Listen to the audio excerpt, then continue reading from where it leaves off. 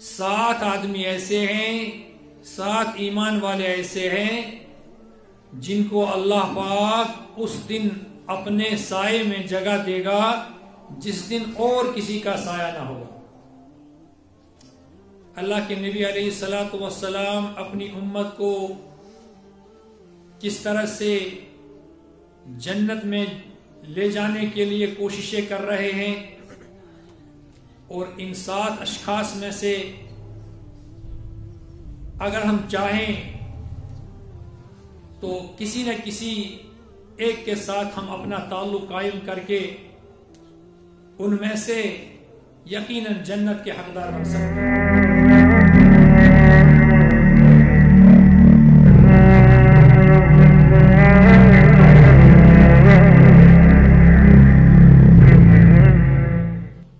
वकफ़ा वस्सलामुन अला इबादिहिल्लज़ीना इस्तफ़ा अम्मा बाद फ़अऊज़ु बिल्लाहि मिनश शैतानिर रजीम बिस्मिल्लाहिर रहमानिर रहीम वमन अज़लमु मिम्मन इफ्तरा अलल्लाहि कज़िबन औ कज़्ज़ब बिलहक़्क़ि लम्मा जाअहु अलैसा फ़ी जहन्नम मथवन लिलकाफ़िरीन वल्लज़ीना जाहदू फ़ीना लनहदियन्नहुम सुबुलना व इन्नल्लाह लमअल मुहसिनीन। सदक़ल्लाहुल मौलाना अज़ीम व सदक़ रसूलुहुन नबियुल करीम व नहनु अला ज़ालिका मिनश शाहिदीन वश्शाकिरीन वल्हम्दुलिल्लाहि रब्बिल आलमीन। अल्लाह ताला का बहुत बड़ा एहसान है, करम है, जिस अल्लाह ने हमें सबसे पहले इंसान बनाया और उसके साथ साथ ईमान की दौलत से नवाजा, उसमें भी नबी अकरम हज़रत मोहम्मद सल्लल्लाहु अलैहि वसल्लम के उम्मत में से बनाया। ये भी अल्लाह का बहुत बड़ा फजल और एहसान है, क्योंकि इसको खैर उम्मम कहा। तमाम उम्मतों में ये बेहतरीन उम्मत है जो अल्लाह के नबी अलैहिस्सलातु वस्सलाम के साथ जिनकी निस्बत हो गई है, वो अफजल उम्मा है। तमाम उम्मतों में से बेहतरीन और अफजल उम्मत है। अल्लाह के नबी अलैहिस्सलातु वस्सलाम ने एक हदीस में 7 आदमियों का जिक्र किया है। आज इस बाबरकत मजलिस में, इस अजीम दिन में हम उन्हीं 7 अशखास के बारे में सुनेंगे जिन 7 लोगों को अल्लाह तबारक व तआला अर्श का साया अता फरमाएगा। सबअतुन युज़िल्लुहुमुल्लाहु फी ज़िल्लिही यौम ला ज़िल्ला इल्ला ज़िल्लुह। 7 आदमी ऐसे हैं, 7 ईमान वाले ऐसे हैं जिनको अल्लाह पाक उस दिन अपने साए में जगह देगा जिस दिन और किसी का साया ना होगा। ये बड़ी अहम हदीस है। अल्लाह के नबी अलैहिस्सलातु वस्सलाम की शफ़क़त इसमें है।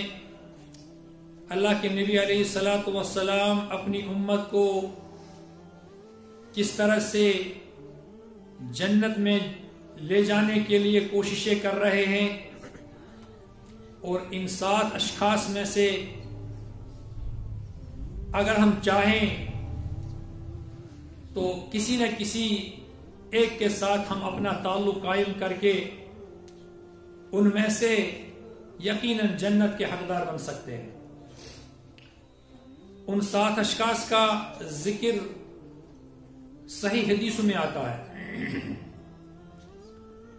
तमाम अहले मकातिब, तमाम अहले इस्लाम के जितने भी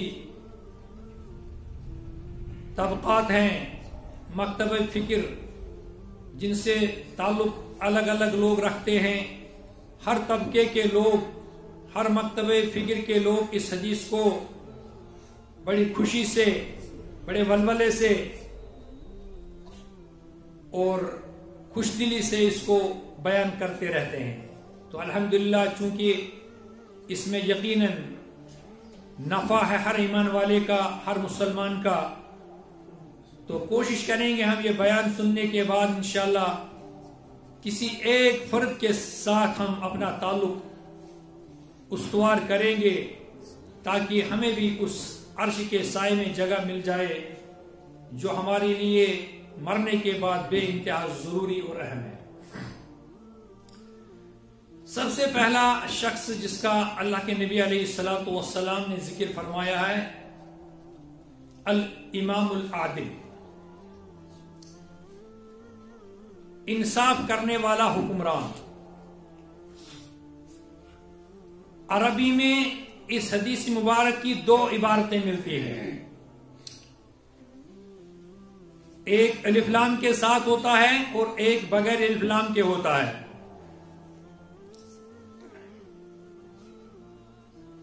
तो अगर हम पढ़ेंगे उसको इमामुल आदिलुन, दूसरी इबारत है अल इमामुल आदिल, बस एक खास और आम का माना देता है।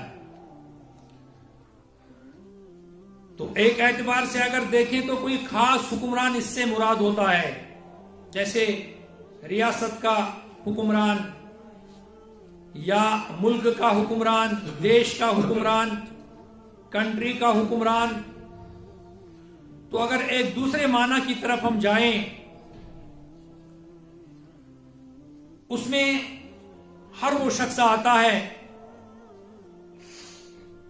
जिसके तहत कोई इंसान काम कर रहा हो या जिसकी सरपरस्ती में, जिसकी निगरानी में उसको रखा गया हो। मसलन इमामुल आदिल अगर हम कहेंगे, घर में जो सरपरस्त होता है, जिसकी बीवी होती है, जिसके बच्चे होते हैं, वो भी इस हदीस में इस बशारत का मुस्तहिक हो जाता है। इमामुल आदिल, ये घर का खानदार जो घर का बड़ा होता है, जो अपने बच्चों की सरपरस्ती करता है, अपनी बीवी का हाकिम होता है। और रिजालु क़व्वामून अलन निसा, ये मर्द औरत का हाकिम होता है। तो अगर वो घर में इंसाफ के साथ चलता है, बीवी के साथ शरीयत के मुताबिक, इस्लामी कानून के मुताबिक उससे रियायत करता है, उसकी रियायत करता है, उससे अपना हक दे देता है, तो ये इमामुल आदिल में आ जाएगा। सबसे पहले नंबर पर यह आएगा। अगर ये अपने बच्चों को वो चीज दस्तयाब रखेगा, वो चीज देगा, ऐसी तरबियत करेगा जो इस्लाम के मुवाफिक हो, अल्लाह के नबी की सुन्नत के मुवाफिक हो, चाहे बेटा हो या बेटी हो, या अल्लाह के नबी के तरीके के मुताबिक उसको चलाना चाहेगा, उसकी ये नीयत हो और कोशिश यही हो, तो ये घर का जिम्मेदार, घर का सरपरस्त भी इसमें आ जाता है इमामुल आदिल। गोया कि सबसे पहले नंबर पर घर का जो सरपरस्त होता है, घर पर बड़ा होता है, घर का जो जिम्मेदार होता है, वो इसमें आ सकता है कि उसे अल्लाह का अर्श का साया उस वक्त मिलेगा जब अर्श के साये के अलावा और कोई साया नहीं होगा। अब एक महल्ले का बड़ा होता है, महल्ले की भी जिम्मेदारान होते हैं, उसमें एक बड़ा होता है, तो उसकी जिम्मेदारी भी यही है। अगर वो अपने महल्ले के लिए इंसाफ करता है, उनके लिए नफा सोचता है, उनके लिए अच्छी कोशिश करता है कि मेरी तरफ से हर किसी को राहत मिले, आराम मिले, कोई परेशान ना हो, किसी परेशान हल की खबरगिरी करे, कोई मुसीबत ज़दा हो उसकी खबरगिरी करे, कोई गिर पड़ा हो बेचारा, उसे कोई सहारा ना हो, उसे सहारा देने की कोशिश करे, तो ये महल्ले का जिम्मेदार भी उस इमामुल आदिल में आता है, तो इस बशारत का वो हकदार बन जाता है। इसी तरह का मस्जिद का सरपरस्त होता है, किसी स्कूल का कोई सरपरस्त होता है, किसी कॉलेज का कोई सरपरस्त होता है, किसी डिपार्टमेंट का कोई सरपरस्त होता है, तो बेआईनी ही ये सिलसिला बितरतीब चलता रहता है। अगर हत्ता कि यहां तक कि अगर एक आदमी के मातहत एक ही आदमी हो, उस आदमी को उसके हवाले कर दिया गया, तुम्हारी जिम्मेदारी है, इससे काम ले लो, इससे काम करवा दो और इससे अपना हक दो, ये आपकी सरपरस्ती में है। तो वो आदमी जो उसका सरपरस्त बन गया, अगर वो अपने उस मातहत के साथ इंसाफ के साथ चलता है, उसके साथ इंसाफ करता है, तो अल्लाह पाक अल्लाह के नबी की बशारत के मुताबिक वो भी इसका हकदार बन जाता है। तो ये इमामुन आदिलुन जो है ये वसी माना रखता है, जितना उसको खोलना चाहेंगे उतना ही खुल सकता है। 10 आदमियों की जमात बनी, उन पे कोई काम डाला गया, किसी काम के लिए उनको तय किया गया है, मुकर्रर किया गया है, उन 10 आदमियों में एक को अमीर बनाया गया। अगर वो अमीर अपने मातहतों के साथ अच्छा सलूक करता है, हुस्ने सलूक करता है, वो भी इस इमामुन आदिलुन में शुमार हो जाता है। क्योंकि अल्लाह के नबी अलैहिस्सलातु वस्सलाम की एक खुसूसियत जवामिउल कलिम, एक एक बात में हजारों बातें छुपी हुई होती है। ये अल्लाह के नबी की खुसूसियत में से जवामिउल कलिम, ऐसी बात फरमाते थे अल्लाह के नबी अलैहिस्सलातु वस्सलाम जिसकी गहराई में इंसान जाता है तो बहुत समंदर मिल जाता है। तो ये अल्लाह के नबी अलैहिस्सलातु वस्सलाम की खुसूसियत में से। तो इस इमामुन आदिलुन में हर वो शख्स आ सकता है जो किसी एक का, 2 का, 4 का, 8 का, 10 का, डिपार्टमेंट का, किसी मस्जिद का, किसी महल्ले का, किसी मुल्क का बड़ा हो, सरपरस्त हो, वो इसमें आ सकता है। अगर वो हुकूक की रियायत करता है, जैसा इस्लाम कहता है, जैसा अल्लाह के नबी अलैहिस्सलातु वस्सलाम का मंशा है, उसके मुताबिक अगर वो सुलूक करता है, रियायत उसकी करता है, तो वो इस इमाम आदिल में शुमार होगा और अर्श के साए में उस खुशनसीब को जगह मिल जाएगी। दूसरा इंसान जिसका अल्लाह के नबी अलैहिस्सलातु वस्सलाम ने जिक्र किया है, रजुलुन शाबुन नशा फी इबादति रब्बिही, वो जवान जो अपनी जवानी में ही अल्लाह की इबादत में लग गया। अब जवान कब से शुरू होता है? तकरीबन फुकाहा किराम इसकी सहूलत के लिए बालिग होने का तो एक सिस्टम होता है, उसमें कुछ इंडिकेशन अलामात होती है जिससे जाहिर होता है कि यह बालिग हो गया है। लेकिन आम तौर पर फुकाहा किराम का कहना है कि 15 साल के बाद तो ये जवान माना जाता है। अब ये जवानी, इसकी चढ़ती जवानी शुरू हो गई। 15 साल के बाद जो बच्चा, जो ईमान वाला बच्चा साथ साथ उस जवानी में बढ़ता भी गया, जिस्म की भी ग्रोथ होती गई और उसके साथ वो इबादत में भी इजाफा करता रहा, यानी अपनी पूरी जवानी में अल्लाह के और अल्लाह के नबी के फरमान के मुताबिक चलाना चाहता है। फस्तबिकू बिल खैरात, तो उसने मुसाबकत इख्तियार की है, दौड़ता गया अल्लाह की नबी की तरफ, इताअत की तरफ, सुन्नतों की तरफ, दीन की तरफ, ईमान की मेहनत की तरफ, इस्लाम की तरफ, अल्लाह के मंशे की तरफ दौड़ता गया, दौड़ता गया। जो हुक्म अल्लाह का मालूम हुआ उस पर अमल करता गया और जो सुन्नत अल्लाह के नबी की मालूम हुई उस पर अमल करता गया। रजुलुन शाबुन नशा फी इबादत रब्बिही, अपने रब की इताअत में उसने अपनी जवानी में अपने रब की इबादत की, इताअत की और अल्लाह के नबी के फरमान के मुताबिक चलते गए, चलते गए। अल्लाह के नबी फरमाते हैं उस जवान को मुबारक, वो जवान भी अल्लाह के अर्श के साए में उस वक्त जगह ले लेगा जिस दिन किसी और का साया नहीं मिलने वाला है, सिर्फ अर्श का साया अल्लाह के इख्तियार में। अल्लाह अकबर। जवान पर तो ज्यादा तवज्जो फरमाते थे अल्लाह के नबी अलैहिस्सलातु वस्सलाम। कहीं जवान पर नजर पड़ी उसे बुलाते थे, बल्कि यहां तक आया है कि जवानों से यह फरमाया गया, जवानों, जो जवान इबादत में लग रहा हो, इबादत का शौक ज़ौक़ उसके अंदर हो, उससे जाओ, उसे बोलो दुआ करना, दुआ की दरखास्त उससे करना। वो जवानी की इबादत अल्लाह को बहुत पसंद है। इसलिए फरमाते हैं जवानी में जोश होता है, उसमें अगर अपने आप को पाबंद करे, इस्लाम का पाबंद करे, इस्लाम के कवानीन का पाबंद करे, अल्लाह के नबी के फरमान के मुताबिक जिंदगी जवानी गुजारे, ये तो बड़ा खुशनसीब है।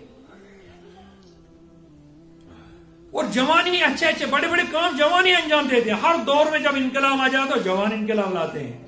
ये तो तारीख गवाह है। इसलिए किसी दाना इंसान ने कहा, ए अजीजाने तलबा संवर जाओ तुम, ए अजीजाने तलबा संवर जाओ तुम, रंगे आलम यकीनन बदल जाएगा। जवान जिस काम को हाथ लगाते हैं वो काम पूरा होता है।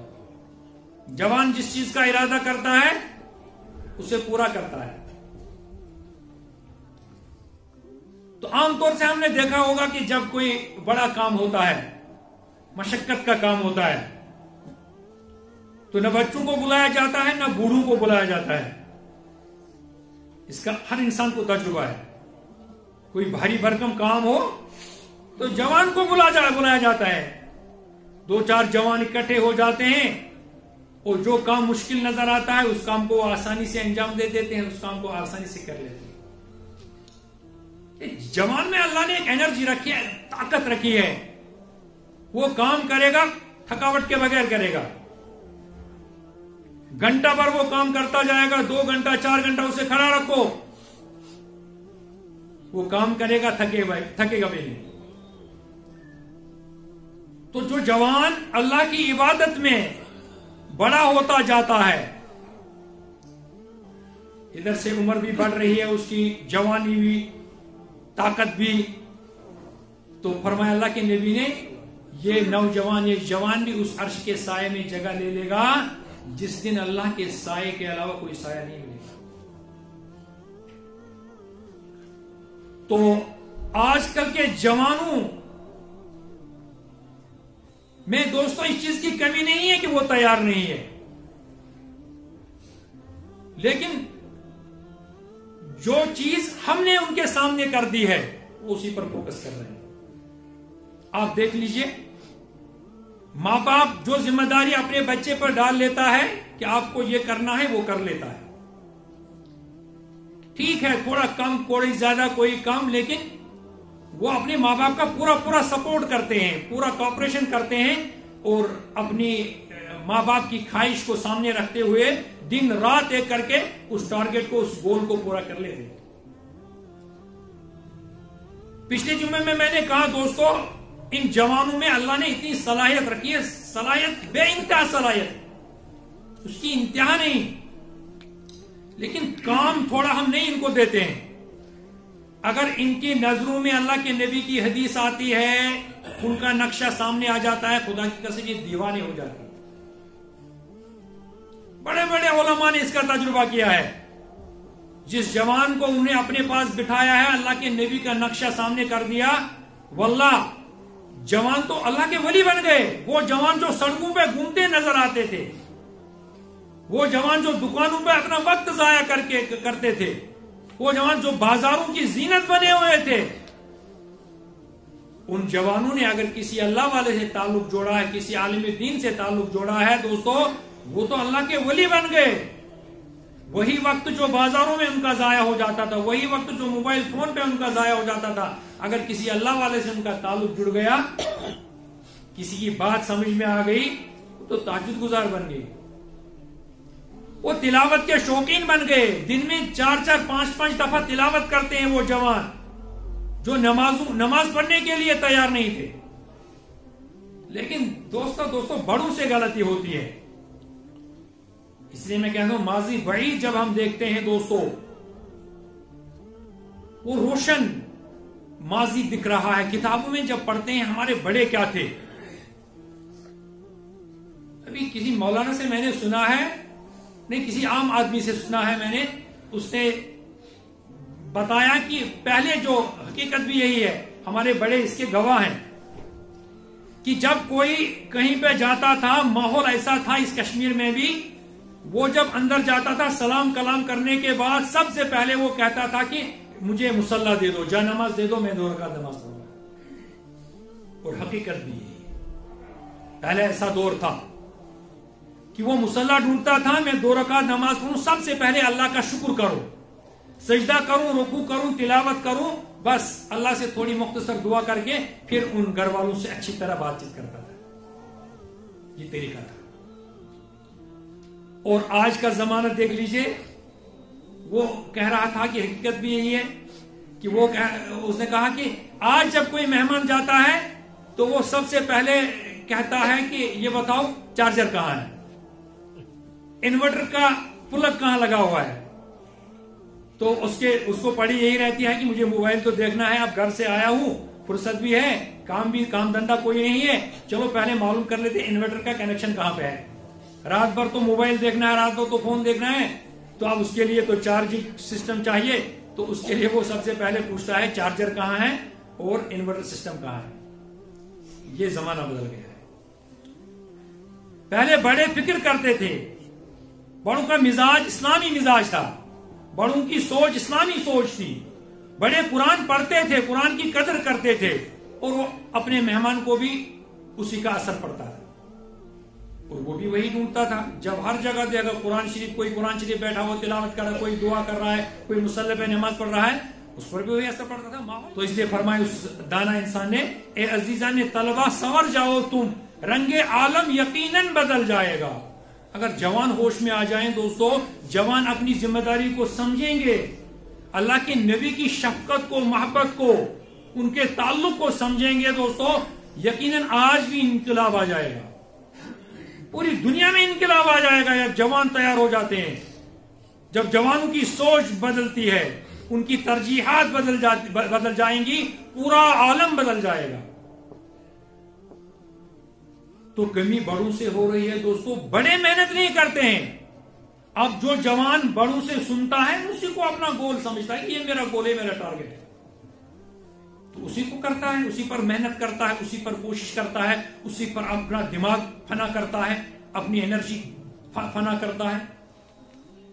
वरना नहीं दोस्तों, पिछले जुम्मे मैंने अर्ज किया कि वही बच्चा, वही यहां डॉक्टर भी बन सकता है, पायलट भी बन सकता है, ऑफिसर भी बन सकता है, लेक्चरर भी बन सकता है, और वही आपको आलिम दीन नजर आएगा। हर घर में हो सकता है।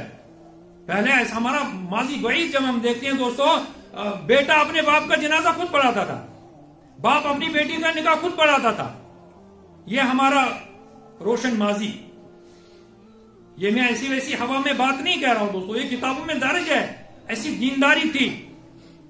मस्जिद में अगर 50 लोग होते, 50 के 50 इमामत करने के काबिल होते थे। ऐसा हमारा माजी था। लेकिन आजकल दोस्तों, अब ये मगरबी तहजीम हमारे दिलों में बस गई है, तो दिन ब दिन हम इस्लाम से दूर होते जा रहे हैं। ये तो सोचने का मकाम है दोस्तों। ये जिंदगी तो बार बार मिलती नहीं, ये जिंदगी एक ही बार मिलती है और एक ही बार यहां से रुखसत होना पड़ता है। ये कोई मैट्रिक का सवाल नहीं है, ये कोई बिजनेस का सवाल नहीं है कि चलो आज नाकाम हुआ तो अगले साल कामयाब हो जाएंगे, आज फेल हुआ अगले साल मेहनत करके कामयाब हो जाएंगे। तो अल्लाह के नबी ने फरमाया कि वो शख्स जो जवानी में अपनी अल्लाह की इबादत करता रहेगा, अल्लाह को राजी करने की कोशिश करेगा, उस पर भी वो साया होगा, अर्श का साया, जिस दिन अर्श के साये के अलावा कोई साया नहीं मिलेगा। इसलिए जवानों से खास तौर से गुजारिश है, वक्त की कदर करो और अल्लाह के नबी की तालीमात पढ़ो। हदीसों में देखो कि अल्लाह के नबी हमें क्या देते हैं। हम बड़ी खैर से महरूम हो जाएंगे अगर हम अल्लाह के नबी को नहीं पढ़ेंगे, अल्लाह के नबी की सीरत को नहीं समझेंगे। तो कितनी बेहतरीन हदीस अल्लाह के नबी ने ये 7 अशखास का जिक्र किया है। हम थोड़ा सा मुआज़ना करें, मुहासबा करें, हम किसी में है इनमें से। एक हो गया इमामुल आदम, थोड़ी मुख्तसर वजाहत मैंने उसकी की है। एक होता है रजुलुन शाबुन नशा फी इबादत रब्बी, जो जवानी के साथ साथ अल्लाह की इबादत करता रहा। उसके बाद तीसरे शख्स का जिक्र अल्लाह के नबी ने किया है दोस्तों, ये मस्जिद, जिस मस्जिद में भी आप इबादत करते हैं, जिस मस्जिद में भी आप नमाज पढ़ते हैं, हर मस्जिद, अल्लाह के नबी ने फरमाया रजुलुन क़ल्बुहु मुअल्लकुम फिल मस्जिद। दूसरी इबारत है रजुलुन क़ल्बुहु मुअल्लकुम बिल मस्जिद, फी के साथ बा के साथ, माना एक ही है, जिसका दिल मस्जिद में लगा रहता हो। नमाज पढ़ने में उसको सुकून आता है, मस्जिद में आ गया तो 1000 टेंशन से फ्री हो गया है। ये मोमिन की पहचान है। अल मोमिनु फिल मस्जिद कस्समे की फिल मा। मोमिन मस्जिद में इस तरह करार पकड़ता है, सुकून हासिल करता है जिस तरह मछली पानी में। मछली को पानी में डालो तो उसे लगता है बस सब कुछ अपना ही है, लेकिन उससे मैदान में छोड़ो, खुशकी में छोड़ो, वो उछलती है कि मेरी जगह ये है ही नहीं, कहां मुसीबत में फंसा दिया। जो ही पानी में डल गई तो बस खुशी की इंतहा नहीं रहती। तो मोमिन का हाल ये है। अल्लाह के नबी फरमाते अल मोमिनु फिल मस्जिद कस्समे की फिल मा। मोमिन मस्जिद में इस तरह से रहता है इत्मीनान के साथ जिस तरह मछली पानी में रहती है। वल मुनाफिकु फिल मस्जिद का तैर फिल कफस। और मुनाफिक मस्जिद में इस तरह बेचैनी के साथ रहता है जैसे किसी परिंदे को पंजरे में बंद कर दिया। अब वो क्या कर, कभी उधर चोंच मारता, कभी इधर चोंच मारता, कभी उधर चोंच मारता है कि कहीं निकलने का रास्ता मिल जाए, उसको बेकरारी होती है। तो अल्लाह के नबी ने फरमाया रजुलुन क़ल्बुहु मुअल्लकुम बिल मस्जिद, रजुलुन क़ल्बुहु मुअल्लकुम फिल मस्जिद। जिसका दिल मस्जिद में लगा रहता हो वो भी अर्श के साए में जगह लेगा जिस दिन अर्श के साए के अलावा कोई साया नहीं होगा। सब साए यही दुनिया में रह जाएंगे। तो कितनी बड़ी अजीम मस्जिद की अजमत समझिए, कितनी अफजलियत है इसमें कि हमारा सारा सबसे ज्यादा वक्त मस्जिद में गुजरना चाहे इस हदीस को सुनकर के। और हम जब मस्जिद में आ जाते हैं दोस्तों, उस साहबा का वाकया मुझे याद आ रहा है दोस्तों। साहबा जब घर से निकलते थे, कोई पूछने आ जाता था उस साहबी को कहां गया, काम होता था, तो उसकी घरवाली अंदर से आवाज देती थी वो बाजार गया। फिर वो साहब कहते कब आएंगे, उन्हें बस जल्दी आ जाएंगे, अपना काम पूरा करके वहां क्या करेंगे, बेकार तो वो जाया वक्त करेंगे नहीं, वो फटाफट आ जाएंगे। और थोड़ी देर गुजरती थी तो वो अपना सामान लेकर के घर आ जाता था, यानी बाजार में वक्त जाया नहीं करते थे।